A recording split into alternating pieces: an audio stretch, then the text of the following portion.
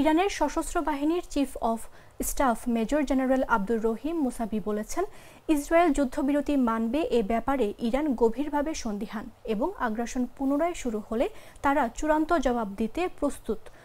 Saudi প্রতিরক্ষা মন্ত্রী খালিদ বিন সালমানের সঙ্গে এক ফোনালাপে তিনি এ মন্তব্য করেন। ফোনালাপের সময় তারা ইসরায়েল ও যুক্তরাষ্ট্রের 12 দিনের যুদ্ধ নিয়ে আলোচনা করেন।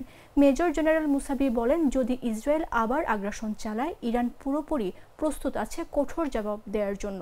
তিনি আরও বলেন, আগ্রাসন এমন এক সময়ে হয়েছে যখন ইরান আত্মসংযম দেখিয়েছে এবং যুক্তরাষ্ট্রের সঙ্গে পরোক্ষভাবে আলোচনা চালাচ্ছিল।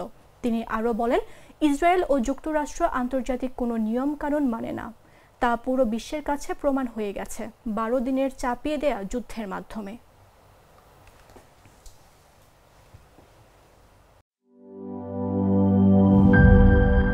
সানবিট সব দিবে সামাল।